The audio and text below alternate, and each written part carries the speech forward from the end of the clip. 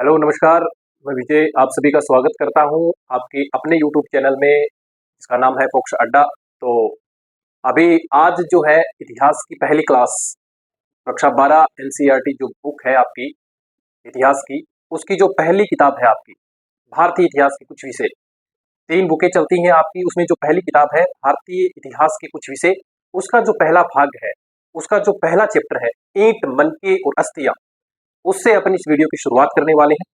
तो आइए शुरुआत करते हैं। और शुरुआत करने से पहले इतिहास के बारे में सामान्य जानकारी होना बहुत जरूरी है कि भाई कोई सब्जेक्ट है, कोई विषय अपन क्यों पढ़े, इतिहास अपने लिए क्यों आवश्यक होता है, क्यों जरूरी होता है, इसको अपन क्यों पढ़े, उसके लिए कुछ सामान्य जानकारी है जो मैं यहाँ पर आपको देना चाहता हूँ। तो देखिए, इतिहास शब्द का अर्थ क्या होता है। इतिहास शब्द का अर्थ है इति प्लस है प्लस हास, यानी कि 3 शब्दों के मेल से मिलकर बना है। इति का मतलब ऐसा, इति प्लस ए प्लस आस। इति का मतलब है ऐसा, ए का मतलब निश्चित रूप से और आस का मतलब था, यानी कि ऐसा निश्चित रूप से था। कैसा? जैसा अपन ने पुरातत्वविदों ने बताया, जैसा कि इतिहासकारों ने लिखा, वैसा निश्चित रूप से था। तो इतिहास शब्द का अर्थ क्या होगा? इति है प्लस आस, यानी कि ऐसा निश्चित रूप से था। तो अब बात करते हैं कि भाई इसके कौन कौन जनक होंगे, यानी सभी 3 प्रकार के इतिहास में अपने इसको बांटा गया है। तो जो विश्व इतिहास का जनक है वो कौन है? तो विश्व इतिहास का जनक कौन होगा? तो हेरोडोटस है, वो विश्व इतिहास के जनक होंगे। उन्होंने एक पुस्तक लिखी थी हिस्टोरिका। तो विश्व इतिहास के जनक कौन होंगे? हेरोडोटस। उसके बाद में बात करें अपने भारतीय इतिहास के जनक कौन है, तो भारतीय इतिहास के जनक है वो है महर्षि वेदव्यास, जो महाभारत के रचयिता थे। उसके बाद में राजस्थान इतिहास के जनक कौन है? तो राजस्थान इतिहास के जनक होंगे कर्नल जेम्स टोड, जिनको अपन घोड़े वाला बाबा बोलते हैं। तो विश्व इतिहास के जनक हैं हेरोडोटस, जिसने पुस्तक लिखी थी हिस्टोरिका। उसके बाद में भारतीय इतिहास का जनक है वो महर्षि वेदव्यास, जो महाभारत के रचयिता थे। उसके बाद में राजस्थान इतिहास के जनक है वो कर्नल जेम्स टोड है, जिनको घोड़े वाला बाबा कहा जाता है। उसके बाद में देखिए, इतिहास को 3 भागों में बांटा गया है। इतिहास जानने के कितने स्रोत हैं उनके अपन बात करेंगे पहले। उसके बाद में कितने भागों में इसको बांटा गया है उसके बारे में बात करने वाले हैं। तो इतिहास के स्रोत, 4 प्रकार के इतिहास के स्रोत होंगे। पहला है पुरातात्विक स्रोत, दूसरा है ऐतिहासिक स्रोत, तीसरा है साहित्यिक स्रोत और चौथा है वंशावली। यानी कि 4 प्रकार से अपन को इतिहास की जानकारी है प्राप्त होती है। पहला पुरातात्विक स्रोत। पुरातात्विक स्रोत कौन से होते हैं? जो प्राचीन है, जिसके अंदर प्राचीन वस्तुओं का अध्ययन किया जाता है, वो आ जाएंगे पुरातात्विक स्रोत के अंदर। उसके बाद में ऐतिहासिक स्रोत, जो इतिहास से अपन को प्राप्त होते हैं, वो आएंगे ऐतिहासिक स्रोत के अंतर्गत। उसके बाद में साहित्यिक स्रोत। साहित्यिक स्रोतों के अंदर कुछ किताबें होंगी, पुरानी पुस्तकें होंगी, जिन्होंने इतिहासकारों ने लिखा, इतिहास के बारे में जिन्होंने जानकारी दी, वो साहित्यिक स्रोत में आ जाएगी। उसके बाद में वंशावली, इसके अंदर वंश क्रम का अध्ययन किया जाएगा। उसके बाद बात करेंगे इतिहास के भाग, यानी कि इतिहास के कितने भाग है। तो इतिहास को 3 भागों में बांटा गया है, प्राचीन इतिहास, मध्यकालीन इतिहास और आधुनिक इतिहास। 3 प्रकार के इतिहास का आप अध्ययन करने वाले हैं कक्षा 12 में। इसलिए आपकी 3 बुकें हैं इसके अंदर चलाई गई है। तो पहली वाली जो बुक है भारतीय इतिहास के कुछ विषय, इसके अंदर आप जो प्राचीन इतिहास है, प्रारंभिक जो इतिहास है, उसके बारे में अध्ययन करेंगे। उसके बाद में मध्यकालीन इतिहास और उसके बाद में आपका जो मॉडर्न हिस्ट्री है, आधुनिक इतिहास, उसके बारे में पढ़ोगे। तो देखिए, अब पहला जो पार्ट है ईंट मनके और अस्थियां, उसके बारे में अपन अध्ययन करने वाले हैं। तो इसके अंदर सिंधु घाटी सभ्यता, उसके बारे में आप अध्ययन करोगे। किस प्रकार की वस्तुएं वहां से प्राप्त होती है, किसने सबसे पहले वहां पर खुदाई का काम किया, कब खोजी गई, उसकी स्थिति किस प्रकार से थी, उसकी सामाजिक परिस्थिति किस प्रकार से थी, वहां पर कृषि किस प्रकार से होती थी, वहां का रहन सहन व्यक्तियों का किस प्रकार से था। तो चलिए बात करते हैं। तो सबसे पहले बात करते हैं कि जो सिंधु घाटी सभ्यता है, उसका क्षेत्र है वो किस प्रकार से कहां कहां मिला है। तो देखिए, सबसे पहले बात करें तो पहले भारत और पाकिस्तान एक हुआ करता था 1947 से पहले। तो ये जो सभ्यता है, ये मांडा, जम्मू कश्मीर में एक नदी है चिनाब नदी, उसके किनारे एक जगह स्थित है जिसका नाम है मांडा।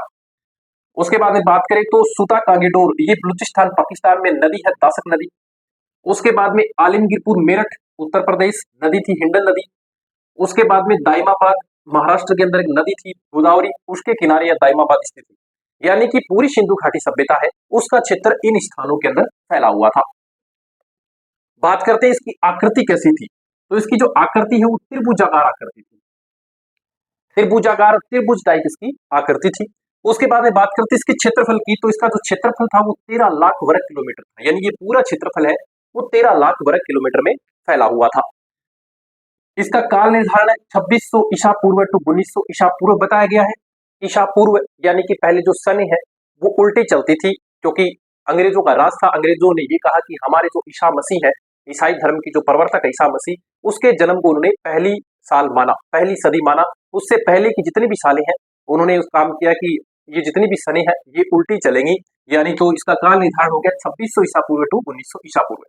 उसके बाद में बात करते हैं इसकी खोज कब हुई। तो सबसे पहले बात करते हैं 1826 में चार्ल्स मेसन नाम का एक अंग्रेज था, उसको उत्तरी ओर एक टीला मिलता है, यहाँ पर एक टीला है उसको मिलता है 1826 के अंदर। उसके बाद में 1856 के अंदर बर्टन बंधु, ये दो भाई थे, बर्टन नाम था दोनों का, बर्टन बंधु थे। उन बर्टन बंधुओं ने लाहौर से कराची तक इनको काम दिया गया कि भाई आपको लाहौर से लेकर के कराची तक एक रेलवे पटरी का निर्माण करना है, ये रेलवे पटरी का आपको निर्माण करना है, ये बर्टन बंधुओं को कह दिया गया। उसके बाद में बर्टन बंधुओं ने लाहौर से लेकर कराची तक एक रेलवे ट्रैक की पटरी का निर्माण किया था, और रोड़ियां कम पड़ने पर जो रोड़ियां बिछाई जाती है, रेलवे ट्रैक की पटरी का निर्माण करने से पहले कुछ जो रोड़ियां बिछाई जाती है, उन रोड़ियां कम पड़ने पर पास ही के टीले से ईंटें हैं उखाड़ ली गई। यहाँ पर एक टीला था तो पास के अंदर जो टीला था वहां से ईंटें हैं। तब उनको ये पता नहीं था कि भाई यहाँ पर एक सभ्यता है, उसका अपन उद्भव करने जा रहे हैं, उस समय उनको नहीं पता था। तब भारतीय पुरातत्व के विभाग से निर्देश आया कि जहां पर आप अभी ये जो ईंटें निकाल रहे हो, ये ईंटें निकालना बंद कर दो। उसके बाद में 1861 में अलेक्जेंडर कनिंघम, जिसको भारतीय पुरातत्व का जनक कहा जाता है, उसने अलेक्जेंडर कनिंघम ने आदेश दिया कि जो ईंटें आप उखाड़ रहे हो उनको बंद कर दो। इसको भारतीय पुरातत्व का जनक कहा जाता है, अलेक्जेंडर कनिंघम को। उसके बाद में सन 1904 में जॉन मार्शल यानी कि जॉन मार्शल है, वो महानिदेशक बनते हैं भारतीय पुरातत्व विभाग के 1904 के अंदर। अब उनके सानिध्य में खुदाई होती है, वो इस पर काम करते हैं, और 1926 में दयाराम साहनी उसको भेजते हैं कि आप जाइए वहां पर जाकर के खुदाई कीजिए, देखिए वहां पर कोई पुरातत्व जो सिंधु घाटी सभ्यता, जिसको हड़प्पा सभ्यता पर कह रहे हैं, उसकी खुदाई का काम ही करते हैं दयाराम साहनी, और इनको खुदाई का काम दिया जाता है। ये वहां पर जाकर के पुरातत्ववेत्ता थे दयाराम साहनी, ये वहां पर जाकर के उसकी खुदाई करते हैं। अब देखिए वहां पर इनको कुछ चीजें मिलती हैं। अब कौन कौन सी चीजें मिलती हैं उनका अपन अध्ययन करेंगे। तो हड़प्पाई मुहर, सबसे पहले इन्हें खुदाई की तो सबसे पहले इनको एक हड़प्पाई मुहर मिली, जो कि सेलखड़ी नामक पत्थर से बनी हुई सबसे विशिष्ट पुरावस्तु थी, जिसके ऊपर जानवरों के चित्र बने हुए थे, और सबसे ज्यादा जो जानवर के चित्र आए थे उस पर आ रहे थे एक श्रृंगी बैल, एक कुबड़ वाला जो सांड है उसका सबसे बड़ा इस पर चित्रांकन हो रहा था। तो हड़प्पाई मुहर संभवतः हड़प्पा सभ्यता और सिंधु घाटी सभ्यता की सबसे विशिष्ट पुरावस्तु है। बहुत सी बार प्रश्न पूछा जाता है कि हड़प्पा सभ्यता की सबसे विशिष्ट पुरावस्तु कौन सी है, तो हड़प्पाई मुहर सबसे विशिष्ट पुरावस्तु है, जो कि सेलखड़ी नामक पत्थर से बनाई जाती थी। इन मोहरों पर सामान्य रूप से जो जानवरों के चित्र है वो अंकित थे, और एक ऐसी लिपि के चिन्ह, और इसके साथ साथ एक ऐसी लिपि के चिन्ह भी उत्कीर्ण किए गए जिसको अभी तक पढ़ा नहीं जा सका, जिसका अभी तक अध्ययन नहीं हुआ। यानी जो लिपि है ये भाव चित्रात्मक लिपि, भावों को इसके अंदर दिखाया जा रहा था, जो दाएं से बाएं और फिर बाएं से दाएं ओर लिखी जाती थी। उसके बाद में बात करते हैं हड़प्पा सभ्यता के संदर्भ में इन विशिष्ट पुरावस्तुओं में से मोहरें मिली है, मनके मिले हैं, बाट मिले हैं, पत्थर के फलक है, और पकी हुई ईंटें इसके अंदर मिली है। यानी मोहरे, मनके, बाट, पत्थर। अब बात करते हैं इस सभ्यता का नामांकन कैसे किया गया, यानी कि नाम इसको क्या दें। खुदाई हो रही थी लेकिन अभी नामांकन नहीं हुआ, तो अब भारतीय पुरातत्व विभाग ने निर्णय किया कि भाई ये सबसे पहले कौन सी नदी के किनारे मिली है, तो सिंधु नदी के किनारे मिली थी, तो सबसे उपयुक्त नाम इसका हुआ सिंधु घाटी सभ्यता, यानी कि सिंधु सभ्यता इसको कहा सबसे पहले। उसके बाद में दूसरे नंबर पे जो नामांकन प्रचलित है वो सिंधु घाटी सभ्यता, यानी कि ये सिर्फ सिंधु नदी के किनारे नहीं है, सिंधु घाटी यानी सिंधु और उसकी सहायक नदियों के किनारे स्थित होने के कारण इसको सिंधु घाटी सभ्यता भी कहा गया। उसके बाद में नंबर 3 पर ये पुरातत्व निर्णय किया कि भाई सबसे पहले कौन से स्थान की खुदाई हुई है, तो खुदाई करने पर सबसे पहले हड़प्पा जो नगर है वो सबसे पहले मिला। तो भारतीय पुरातत्व ने निर्णय किया कि भाई जो सबसे पहले जिस नगर की खुदाई हुई, जिस नगर को सबसे पहले खोजा गया, उसी के नाम पर इस सभ्यता का नामांकन कर दिया जाएगा। तो इसका सबसे उचित उपयुक्त नाम हड़प्पा सभ्यता भी इसको रखा गया, यानी कि सिंधु घाटी सभ्यता कह दो या हड़प्पा सभ्यता कह दो, दोनों एक ही चीज है, ये इसी का नाम है। उसके बाद में बात करते हैं कि भाई इसकी सामाजिक परिस्थिति किस प्रकार की थी, यानी कि इसमें जो घर है वो किस प्रकार से बनाए गए थे, इस पर किस प्रकार से सड़कों का निर्माण किया गया था, किस प्रकार से नालों का निर्माण है वो किया गया, बात करेंगे। तो इससे पहले अपन बात कर लेते हैं, हड़प्पा सभ्यता में कुछ अनाज के साक्ष्य भी मिले, जो कौन कौन से स्थान से मिले। तो बाजरे के जो दाने हैं वो गुजरात के स्थानों से मिले। उसके बाद में चलहूदड़ों चलहूदड़ों से मलके बनाने के जो कारखाने हैं वो मिले हैं। चोलिस्तान और बनावली से मिट्टी के जो हल है वो मिले हैं। पहले मिट्टी के हलों का प्रयोग होता था, मिट्टी के जो हल है वो मिले हैं। और उसके साथ साथ बनावली हरियाणा में मिट्टी के जो हल है वो मिले हैं। जुते हुए खेत के साक्ष्य हैं वो कालीबंगा से मिले हैं। जुते हुए खेत के साक्ष्य हैं वो कालीबंगा से मिले हैं। दोहरे जुते हुए खेत के साक्ष्य मिले। यहाँ पर दोहरे जुते हुए खेत का मतलब है कि इस प्रकार से भी हलों की जो रेखाएं वो खींची जाती थी और इस प्रकार से भी हलों की रेखाएं वो खींची जाती थी। ये जो इस प्रकार से जो हल की जो रेखाएं खींची जाती थी, इसके अंदर दूसरा अनाज है वो बोया जाता था और इसके अंदर दूसरा अनाज है वो बोया जाता था। इस प्रकार से दोहरे जुते हुए खेत के साक्ष्य हैं वो अपने राजस्थान हनुमानगढ़ के अंदर जो कालीबंगा नामक स्थान है वहां से जुते हुए खेत के साक्ष्य मिले हैं। तो इस प्रकार से जो दर्शाते हैं कि एक साथ अलग अलग सिंधु घाटी सभ्यता में कौन कौन से स्थान मिले हैं। तो सिंधु घाटी सभ्यता जो हड़प्पा सभ्यता है उसके अंदर कौन कौन से स्थान मिले हैं उनकी अपन बात करने वाले हैं। तो सबसे पहले बात करते हैं हड़प्पा जो स्थान है उसका किस प्रकार से उद्भव हुआ है। तो जो सबसे पहले हड़प्पा जो सभ्यता है, हड़प्पा जो स्थान है वो उसको कहा जाता है भारत की जो प्रथम नगरी सभ्यता। ये नदी थी, ये रावी नदी के किनारे स्थित था और एक प्रांत है पाकिस्तान के अंदर, पहले भारत के अंदर हुआ करता था। पंजाब प्रांत, मॉडर्न गोमरी जिला, वो पहले भारत के अंदर हुआ करता था, वर्तमान में पाकिस्तान के अंदर वो चला गया है।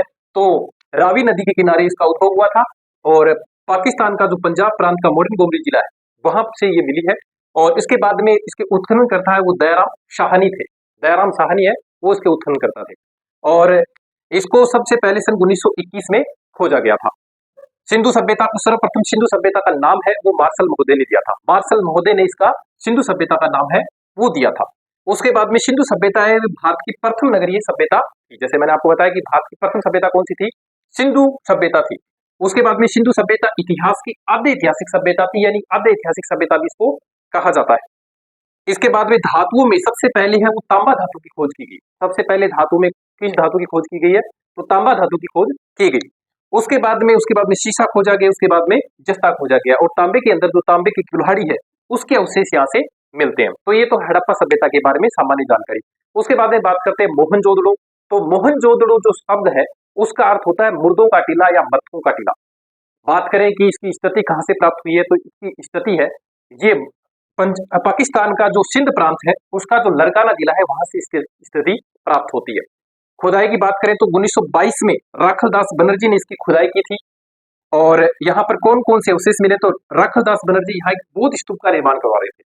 बौद्ध स्तूप का निर्माण करवा रहे थे, उनको ये पता नहीं था कि यहाँ पर एक प्राचीन सभ्यता के अवशेष है वो मिल जाएंगे। तो यहाँ पर बौद्ध स्तूप का निर्माण करा रहे थे, तब जाकर के इस सभ्यता के अवशेष उनको मिले हैं। कौन कौन सी चीजें यहाँ से मिली है, तो विशाल शनानागार के अवशेष है वो यहाँ से मिले हैं। विशाल शनानागार के अवशेष यहाँ से मिले हैं। विशाल माल गोदाम या अनागार जिसको अपन कह सकते हैं उसके साक्ष्य मिले हैं। नरतेरत नारी की प्रतिमा के साक्ष्य यहाँ से मिले हैं। कलश प्रकार के जो समाधान के साक्ष्य होते हैं वो यहाँ से मिले हैं। परम पुरुष शिव और परम नारी जो पार्वती है उसकी प्रतिमा के साक्ष्य यहाँ से प्राप्त होते हैं।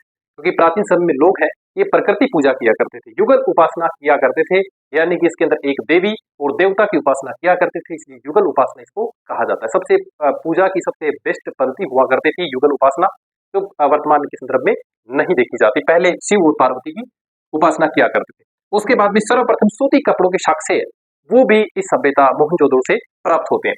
सर्वाधिक मोहरे हैं ये भी इस मोहनजोदड़ो से प्राप्त हुई है और सर्वाधिक लेख युक्त जो मोहरे हैं वो भी मोहनजोदड़ो से प्राप्त हुई है। हड़प्पा और मोहनजोदड़ो के बारे में सामान्य जानकारी जो सिंधु घाटी सभ्यता के अंदर जो केंद्र मिले हैं उनके बारे में सामान्य जानकारी ये जो पाठ है 2 भागों के अंदर होगा। इसके अंदर अपन ने सामान्य जानकारी का अध्ययन किया है, कौन कौन सी चीजें यहाँ से मिली है, ये सिर्फ इसका बेसिक परिचय हुआ है। अब जो आगे की जानकारी है वो आगे जो नेक्स्ट वीडियो होगा उसके अंदर दी जाएगी। उसके अंदर सामाजिक स्थिति किस प्रकार से थी, यहाँ पर किस प्रकार से लोग रहते थे, उनके घरों का किस प्रकार से निर्माण होता था, सड़कों का किस प्रकार से निर्माण हुआ था, जो गंदा पानी उसको बाहर नगरों से किस प्रकार से निकाला जाता था, जो मोहनजोदड़ो के अंदर जो दुर्ग बने हैं यानी कि 2 प्रकार के मकान यहाँ पर बने थे, एक ऊंचाई पर स्थित था, दूसरा निचला नगर हुआ करता था, किस प्रकार से अवस्थित था, उसके अंदर अपन उन सब बातों का जिक्र करेंगे। तो मिलते हैं नेक्स्ट वीडियो में, तब तक के लिए जय हिंद जय भारत।